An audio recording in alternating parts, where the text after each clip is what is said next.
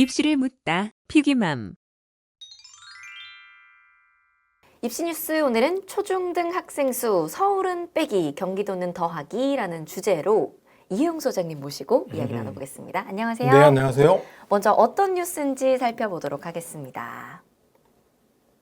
서울권의 중학생은 전입보다 전출이 더 많았다고 하는데요. 최근 10년 동안 중학생 순유입을 분석한 결과 서울권에서는 매년 중학생이 순유출되고 있었습니다. 그 규모는 최근 5년 동안 2,845명이고요. 그 직전 5년에 2,497명보다 348명이 더 늘어난 수치입니다. 그런데 경기권에서는 중학생 순유입이 급증을 했습니다. 2018년부터 2022년 경기권으로는 3,243명의 중학생이 순유입해서 직전 5년 동안 877명이 순유입한 것보다 4배 가까이 늘어난 수치입니다. 자, 초등학생의 상황도 살펴볼까요? 초등학생도 서울권에서는 순유출, 경기권에서는 순유입이 일어났습니다. 서울권 초등학생 2013년 이후 5년 동안 16,000여 명, 17,000여 명에 가까운데요. 2018년 이후 5년 동안은 16,713명이 각각 순유출됐습니다. 반면에 경기권은 2013년부터 5년 동안 444명이었는데요. 2018년 이후 5년 동안 무려 14,856명으로 순유입 규모가 정말 폭발적으로 확대가 됐습니다. 자, 여기에 따라서 이제 강남 8학군이라는 이 말이 옛말이 될 수도 있다. 이런 의견이 있습니다. 이 8학군 순입 축소 관련한 종로학원 의견을 보면요.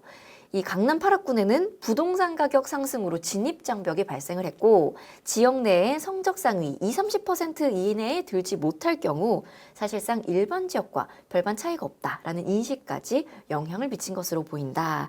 이런 의견을 내놓았습니다. 아울러서 이 학생 순유입이 아주 폭발적으로 증가한 경기 지역 중심으로는 향후에 새로운 명문 학군지가 형성될 가능성이 있다. 이렇게 보고 있네요. 여기는 안 나와 있지만 전국에서 유일하게 중3보다 고1이 많은 지역이 강남입니다. 그 고등학생 순유입이 의미가 있네요. 이거는 고등학생 순유입이 강남은 늘고 있어. 이 전국에서 유일합니다. 보통은 예를 들어서 수원이다. 그럼 수원에서 특목고 가는 친구도 있잖아요. 그렇죠. 뭐 그러면 나가잖아. 나가야죠. 강남도 특목고 가는 애들이 많잖아요. 그래서 중3이 나가. 그럼에도 불구하고 고1은 많아져.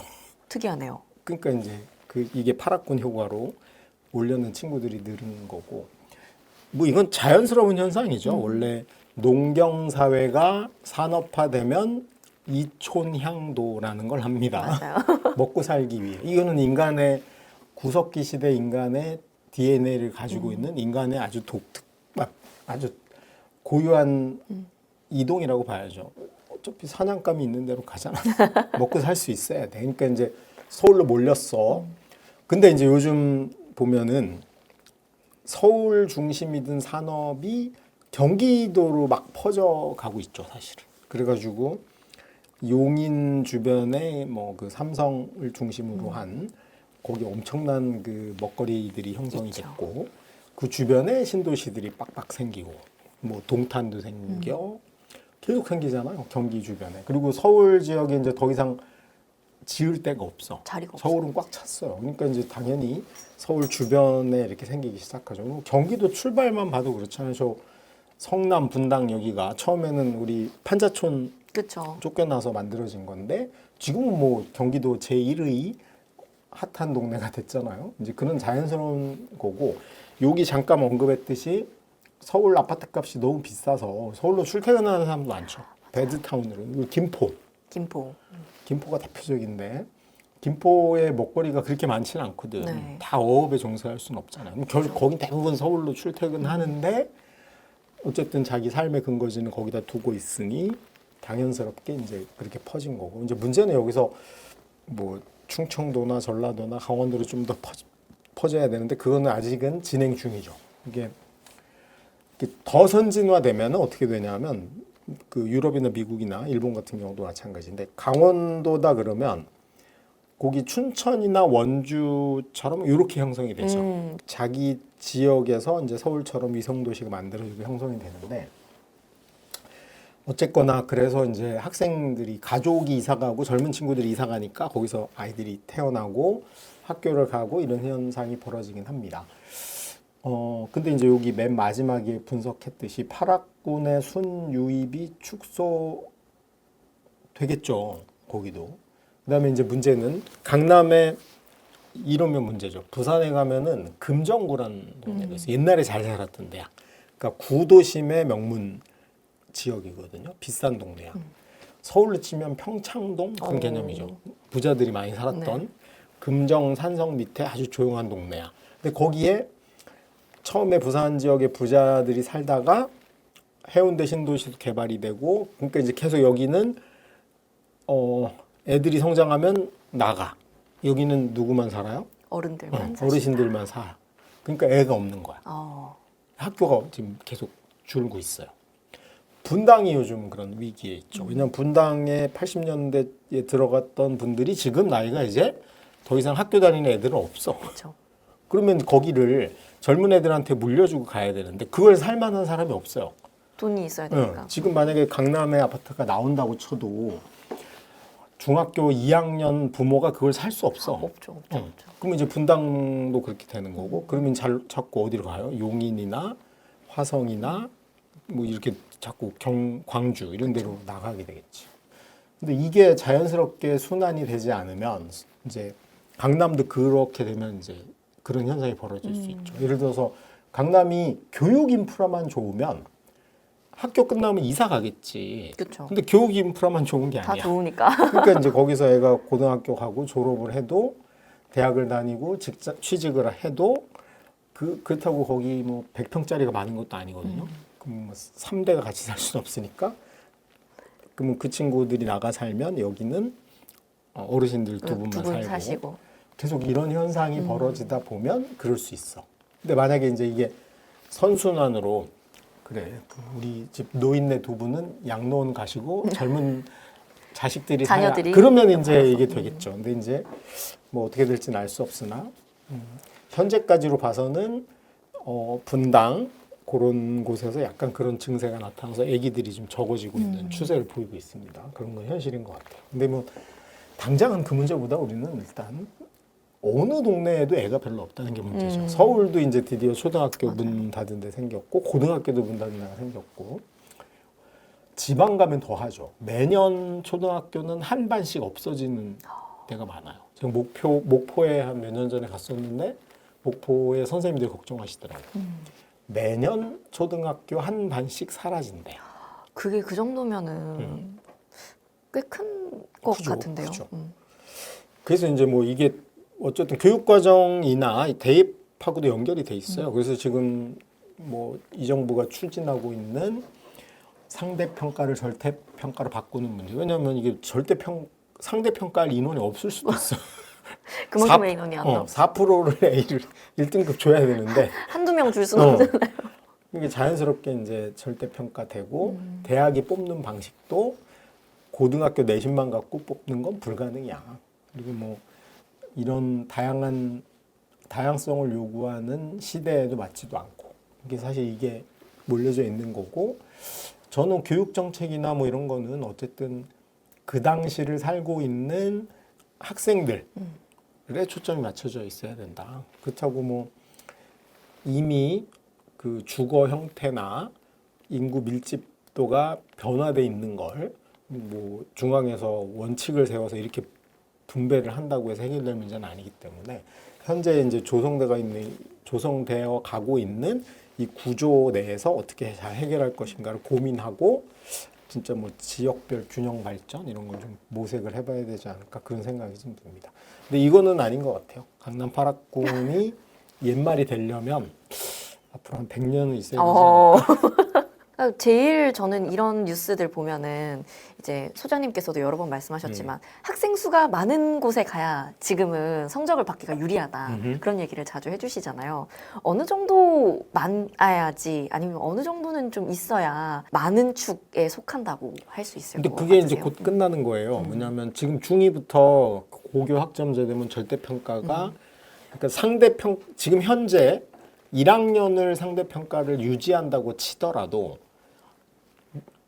2, 3학년. 2학년, 2개 학년은 절대평가고 1개 학년만 상대평가잖아. 그러니까 절대평가의 위력이 더 커질 수 있는 거지. 근데 만약에 이제 2학년부터 상대평가를 없앤다라고 하면 이제 100%니까 사실 인원하고 상관없죠. 그러네요. 그리고 지금 초등학교 다니는 친구들은 인원하고 전혀 상관없어. 전혀 상관없어. 그래서 결국은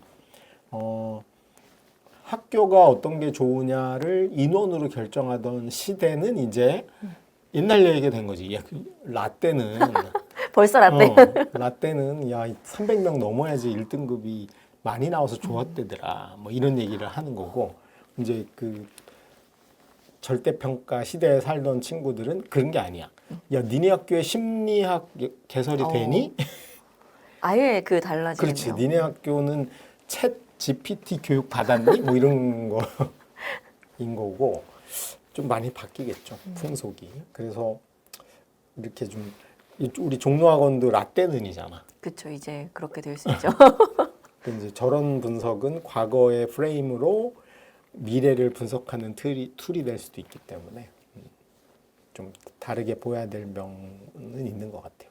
그리고 향후에 새로운 명문 학군지가 형성될 가능성이 있다. 뭐 많아지면 좋죠. 저는 전국에 한 100개쯤 있으면 좋겠어요. 그럼 좋죠. 경기도에 10개, 뭐 충청도에도 있고 강원도에도 있고 그러면 정말 골고루 이제 교육의 평균 품질이 확 좋아진 거니까 뭐 우리 아이들은 좀 그런 시대에 살았으면 좋겠다는 생각을 좀 해봅니다.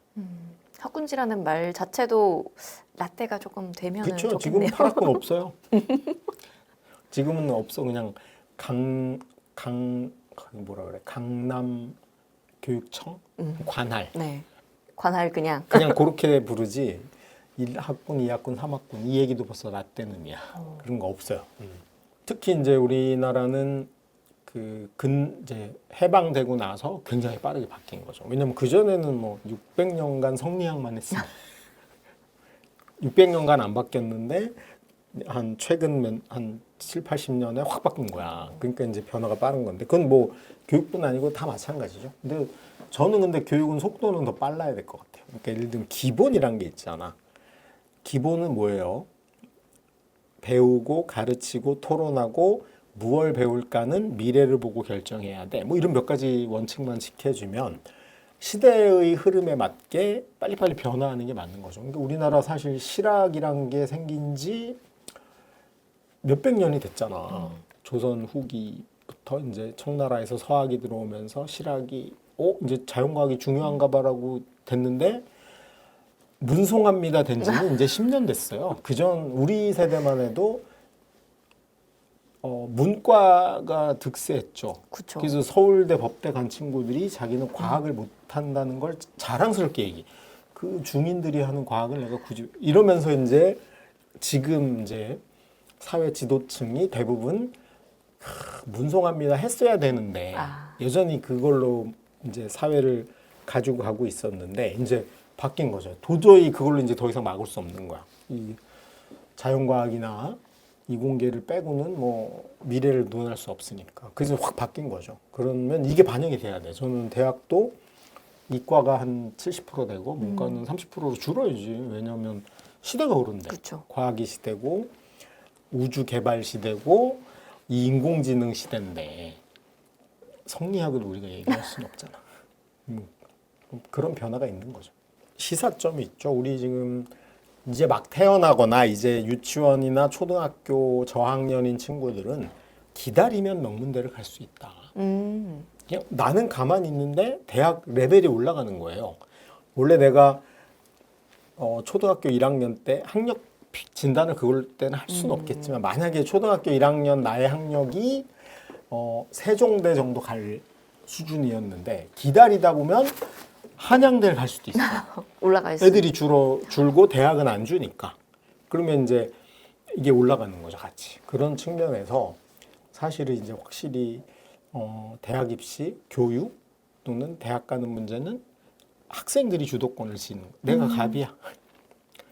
야, 뭐 연대 가줄까, 고대 가줄까? 이거 그럼 연대 고대가 와가지고 우리 와주세요 마케팅을 해야 돼. 좋네요.